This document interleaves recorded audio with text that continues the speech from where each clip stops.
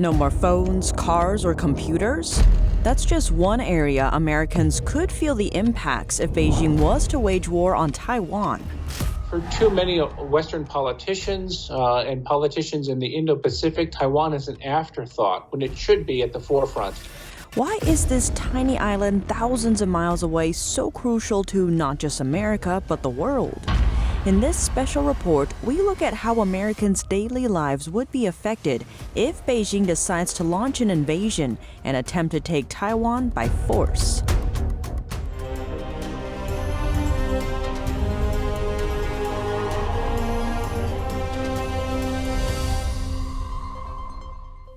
Welcome to China in Focus. I'm Tiffany Meyer. Skyrocketing prices, crucial goods cut off, an assault on freedom like never seen before. Those are just some of the effects Americans would feel if China went after Taiwan. Taiwan seems like a small island, and a lot of people don't know much about it. But it would, in fact, have some immediate and direct effects on people's daily lives. Of course, the things a lot of people notice is how much things cost. That's Grant Newsham, retired Marine Colonel and director of One Korea Network. Let's look at some of the ways Americans would feel those effects. Bradley Thayer, founding member on the Committee on Present-Endangered China, says 3 areas would fall into the spotlight if Beijing were to wage war on Taiwan. First, it would demonstrate China's aggression in a way that perhaps Americans have not seen.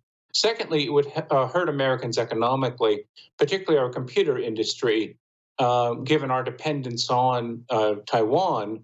Thirdly, it would demonstrate the vulnerability that we pose, military vulnerability that we posed to China's aggression. Looking at those areas, first, let's zoom in on the semiconductor sector. Right now, Taiwan corners the market on producing the crucial devices, also called microchips. Taiwan makes about 20% of all semiconductors in the world, about 90% or so of the most high-end semiconductors.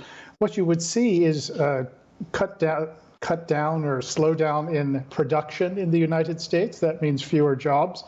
You would see the prices of things going up, particularly anything that uses a semiconductor.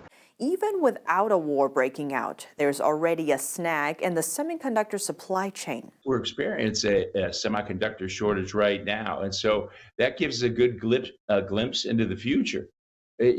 Auto companies are slowing down their production. It has a ripple effect. And then obviously semiconductors go into everything from cell phones to computers. Obviously, it also goes into military equipment. So it is literally the base of everything. It's the most important industry in the world. That's Keith Krach, former Undersecretary of State for Economic Growth, Energy, and the Environment. He is also up for the 2022 Nobel Peace Prize. He points out that countries are feeling that microchip crunch, and they're taking steps to counter it. Secretary General Xi is absolutely obsessed about owning the semiconductor business. He's put in roughly over $300 billion to try to really build up his business. And now recently, he's appointed a chip czar with a budget over the next 10 years of $1 trillion. So that's what the Chinese regime is doing about it. What about here in America? There are several steps. One is the United States Innovation Competitive Act to bring back semiconductors to the U.S. But there's also expanding that out to allies. The United States is proposing partnering with Taiwan, South Korea, and Japan. So this is unifying and rallying those allies. It's also leveraging that private sector. And it's based on these democratic trust principles. That's really, really an important thing. Now, as for Taiwan, what happens if semiconductor production is moved out of Taiwan and countries are no longer reliant on the island for these crucial chips? Would there still be a need to defend it? Taiwan, as you know, is one of the key aspects of what the Chinese identify in their military writings as the first island chain, which, if Taiwan is independent and it is free, works to strategically bottle up the People's Liberation Army Navy and Chinese military power. Let's take a closer look at that second factor, Taiwan's importance militarily. The first island chain blocks China's military from accessing the deep waters of the Pacific Ocean. Reaching those waters would allow China's nuclear-armed submarines to dive deep enough to avoid U.S. detection and be able to launch a surprise assault on American shores. But there's been speculation as to whether or not America would defend Taiwan if China were to wage war on the island. Newsham offers some insight. I think that America would have to step in on Taiwan's behalf. And that's a nice way of saying we would fight to defend them. If America didn't do that, America's promises would be discredited worldwide. Nobody anywhere would believe us. You would find most countries, certainly nearly all countries in Asia, would immediately try to cut the best deal they could with the Chinese. They wouldn't want to have much to do with us. And you would see that phenomenon worldwide. It's not just a matter of one small island. Rather, Taiwan would be the first in a long line of dominoes to fall. Taiwan is in some respects a linchpin. Economic linchpin, militarily it is a linchpin, and in the ideological struggle against the Chinese regime, it is as well. With the Russian war on Ukraine raging on, what are some of the key differences between Taiwan and Ukraine when it comes to geography? It's a lot harder to get across the 90-mile Taiwan Strait than it is to drive across Ukraine's border with Russia or Belarus.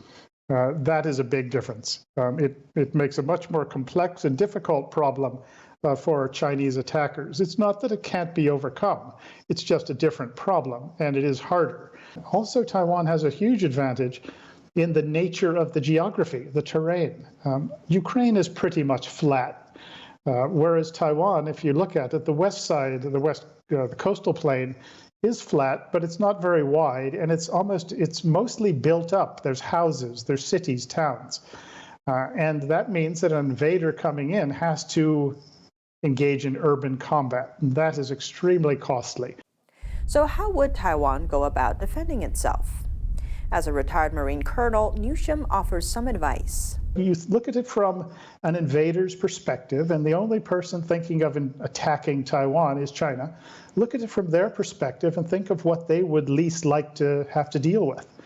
And that is an enemy or an opponent with these weapons that can hit you from long distance and hit you accurately on the first shot. Then you have to work your way through minefields and then through a heavy air defense. And if it's done right, these things are very hard to target and attack. And if invading Chinese forces were to get through all those defenses, Taiwan has another geographical tool in its arsenal.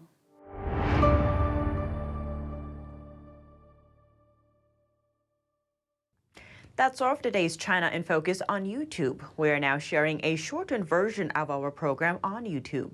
That's after being demonetized for a year. Full episodes can be watched on our partner platform, Epoch TV. Please click the link down below. Thanks for watching China in Focus. I'm Tiffany Meyer, and see you tomorrow. Every once in a while, something comes along so masterful, it leaves you in awe.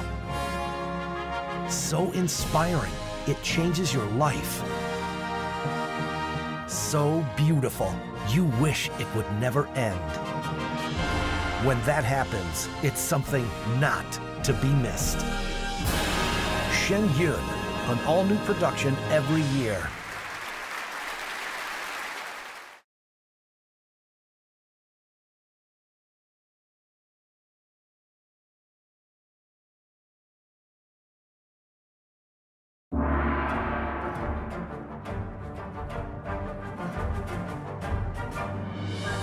The performance was enchanting. I feel better about the world. I feel uplifted. It touches you. It really does. The expertise of the dancers was really, really strong. To know that it was live music was really fantastic.